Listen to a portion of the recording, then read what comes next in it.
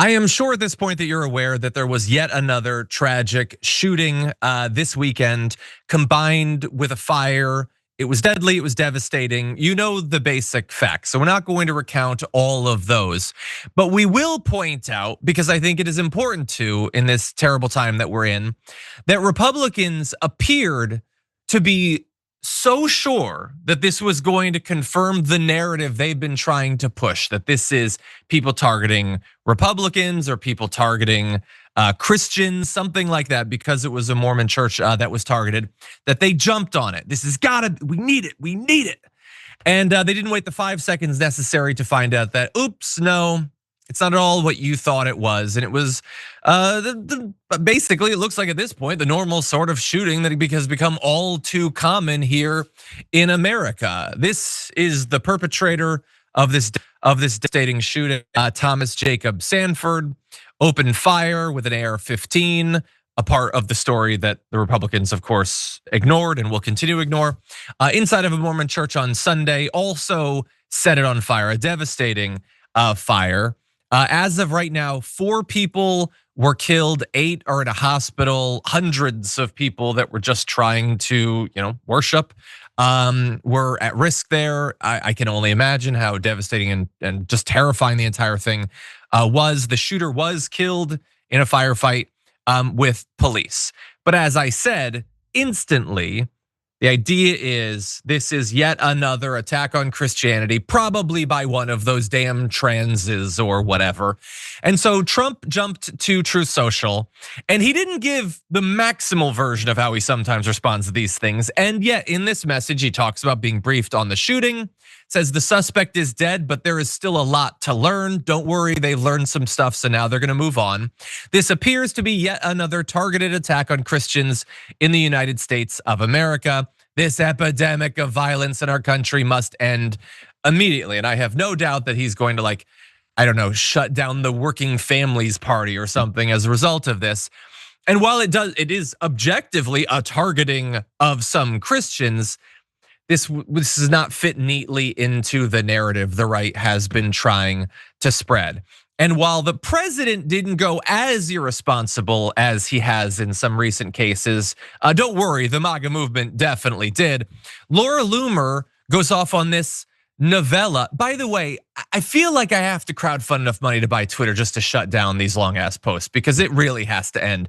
And I know it might seem like a shallow thing I'm talking about. No, it encourages people to go farther, more conspiratorial, because everybody has to write a goddamn manifesto in everything they put up. She's saying, watching the attack on Christians today in Michigan, I will say it's only gonna get worse. The Democrats in Michigan are running a Muslim for Senate. It's Abdul El Sayed, who by the way has been on our show a couple of times. She just states they're running a Muslim. So this is part. Yeah, the Mormons were shot up and the Democrats are running a Muslim. You understand how these two things go together? And then says a bunch of lies about him. He's the most, again, I'm sure you've seen interviews. He's one of the most reasonable people. He's a doctor by training, great guy. To her, that's what this is about. Mormons get shot, the damn Democrats have a Muslim, and that should be unacceptable. It's the Islamic invasion of your state that Muslims are allowed to run for office in America. Okay, Benny Johnson, he's the hack grifter that had the FCC guy on that ended up with Jimmy Kimmel being briefly fired, says new aerial footage, Christianity is under attack. And they're all, not only are they sure of the particular narrative here, but they're all very invested. And that is going to change as abruptly as the narrative itself changes, because they're not that interested anymore. Now that more details have come out about the guy, which we're gonna talk about. I went before the show, I went to Breitbart, and they had 2 little references to the shooting in 2 different sections on their website. This is a devastating shooting that happened less than 1 day ago. 4 people have died. And then Bad Bunny is this big. Bad Bunny's 10 times as big, because Bad Bunny is gonna be in the Super Bowl, because it's not what they thought it was, and now they don't care anymore. I guess the 4 deaths aren't that tragic anymore. Weird how that works out. Now, we're gonna talk about the actual facts that we do know about the shooter, but JR, I wanted to give you a chance to jump in on this.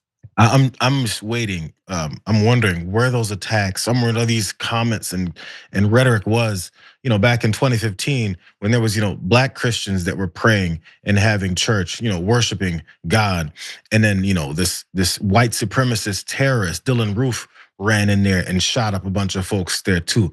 I'm trying to figure out why there was no attack on Christians then, and why Laura Loomer wasn't then going to talk about how did you know the Republican Party is chocked full of racist white people?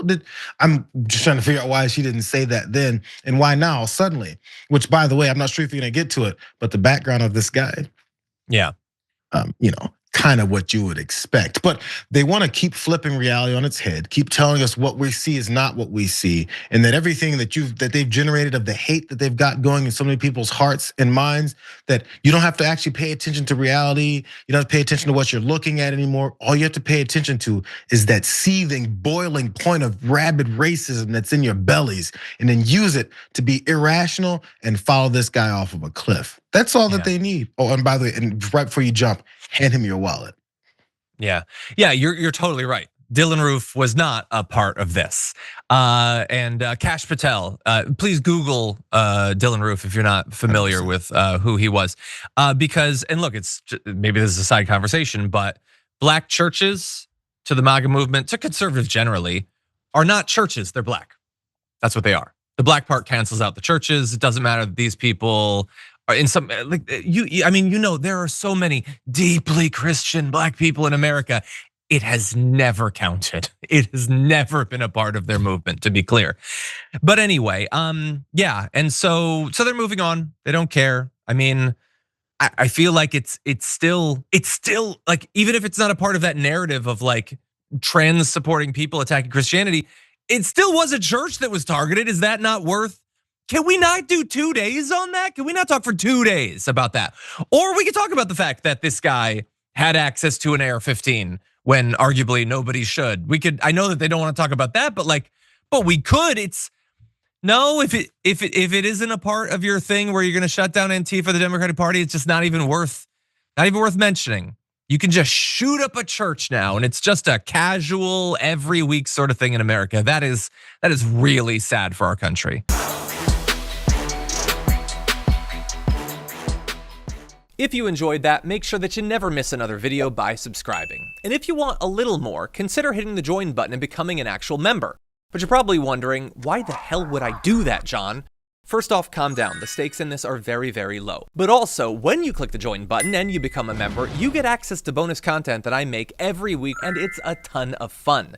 You get access to tons of custom emojis and more besides that. By the way, if you join at tier 3, you even get access to a monthly member hangout with myself and other awesome people, and we always have a great time. By the way, you'll get all that going forward, but you also unlock years of the back catalog. That is literally 100 or more bonus clips, top 10 lists, debates, and more.